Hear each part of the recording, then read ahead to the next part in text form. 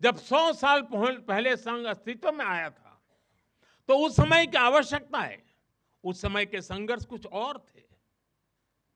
तब हमें सैकड़ों वर्षों की राजनीतिक गुलामी से मुक्ति पानी थी, अपने सांस्कृतिक मूल्यों की रक्षा करनी थी। लेकिन आज 100 वर्ष बाद जब भारत विकसित होने की तरफ बढ़ रहा है, जब भारत दुनिया की तीसरी सबसे बड़ी इकोनॉमी बनने जा रहा है,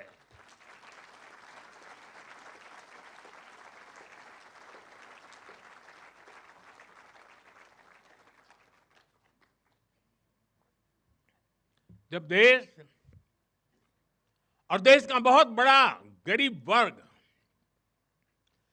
गरीबी को परास्त करके, गरीबी को पराजित करके आगे आ रहा है, जब हमारे युवाओं के लिए नए नए सेक्टर्स में नए अवसर बन रहे हैं, जब ग्लोबल डिप्लोमेसी से क्लाइमेट पॉलिसीज तक भारत विश्व में अपनी आवाज बुलंद कर रहा है, तब आज के समय की चुनौतियां अलग है, संघर्ष भी अलग है। दूसरे देशों पर आर्थिक निर्भरता हमारी एकता को तोड़ने की साजिश है। डेमोग्राफी में बदलाव के षड्यंत्र। एक प्रधानमंत्री के नाते मैं नम्रतापूर्वक कहूंगा कि मुझे बहुत संतोष है कि हमारी सरकार इन चुनौतियों से तेजी से निपट रही है।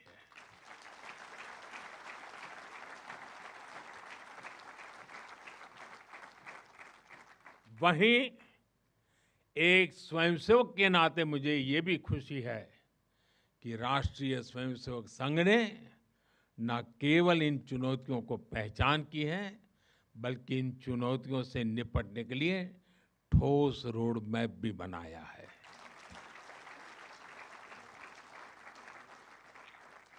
अभी माननीय दत्ता जी ने जिन चीजों का उल्लेख किया, मैं अपने तरीके से फिर से एक बार उसका उल्लेख करना चाहूंगा।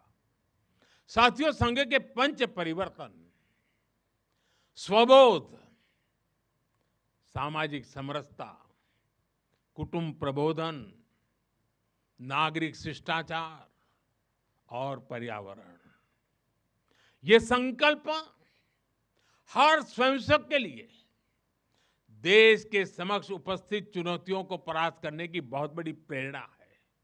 साथियों, स्वबोध यानी स्वयं का बोध, स्वबोध यानी गुलामी की मानसिकता से मुक्त होकर अपनी विरासत पर गर्व करना, स्वभाषा पर गर्व करना। स्वबोध यानी स्वदेशी, आत्मनिर्भर होना। और मेरे देशवासियों, ये बात समझ के चलिए,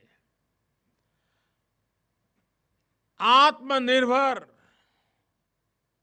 ये विकल्प के तौर पर नहीं है, ये अनिवार्यता के रूप में है।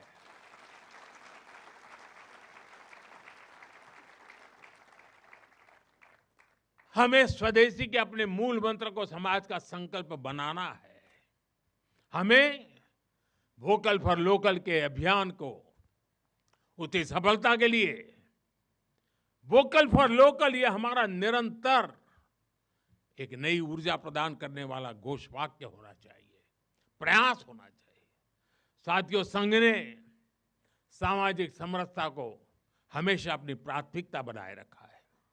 सामाजिक समरसता यानी वंचित को वरीयता देकर सामाजिक न्याय की स्थापना करना, देश की एकता को बढ़ाना। आज राष्ट्र के सामने ऐसे संकट खड़े हो रहे हैं जो हमारी एकता, हमारी संस्कृति और हमारी सुरक्षा पर सीधा प्रहार कर रहे हैं। अलगाववादी सोच, क्षेत्रवाद, कभी जाति, कभी भाषा को लेकर विवाद, कभी बाहरी शक्तियों द्वारा भड़काई गई विभाजनकारी प्रवृत्तियां, ये सब अनगिनत चुनौतियां हमारे सामने खड़ी है। भारत की आत्मा हमेशा विविधता में एकता ही रही है। अगर इस सूत्र को तोड़ा गया तो भारत की शक्ति भी कमजोर होगी और इसलिए हमें इस सूत्र को निरंतर जीना है, उसे मजबूती देनी है।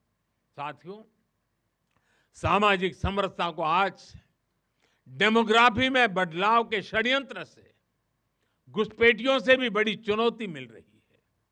यह हमारी आंतरिक सुरक्षा और भविष्य की शांति से भी जुड़ा हुआ प्रश्न है और इसलिए मैंने लाल किले से डेमोग्राफी मिशन की घोषणा की है।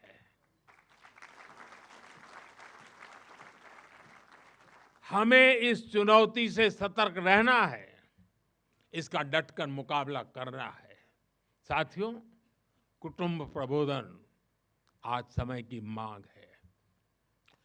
जो समाज शास्त्र के सदियों से चली आई पंडितों की भाषा है, उनका कहना है, हजारों साल तक भारत के जीवन में जो प्राण शक्ति रही है, उसके अंदर एक कारण उसकी परिवार संस्था है।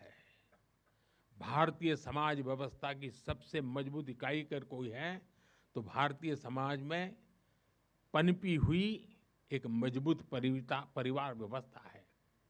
कुटुंब प्रबोधन यानी उस परिवार संस्कृति का पोषण जो भारतीय सभ्यता का आधार है, जो भारतीय संस्कृति से प्रेरित है, जो जड़ों से जुड़े हैं।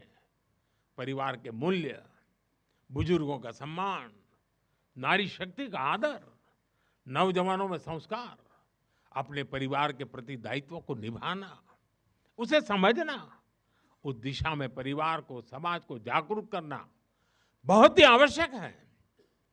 साथियों, अलग अलग कालखंड में जो भी देश आगे बढ़ा, उसमें नागरिक शिष्टाचार की बहुत बड़ी भूमिका रही है। नागरिक शिष्टाचार अर्थात कर्तव्य की भावना, नागरिक कर्तव्य का बोध हर देशवासी में हो। स्वच्छता को बढ़ावा, देश की संपत्ति का सम्मान, नियमों और कानूनों का सम्मान, हमें इसे लेकर आगे बढ़ना है। हमारे संविधान की भावना है नागरिक अपने कर्तव्यों का पालन करे। हमें संविधान की इसी भावना को निरंतर सशक्त करना है। साथियों, पर्यावरण की रक्षा वर्तमान और आने वाली पीढ़ियों के लिए बहुत जरूरी है। ये पूरी मानवता के भविष्य से जुड़ा है। हमें इकोनॉमी के साथ ही इकोलॉजी की भी चिंता करनी है।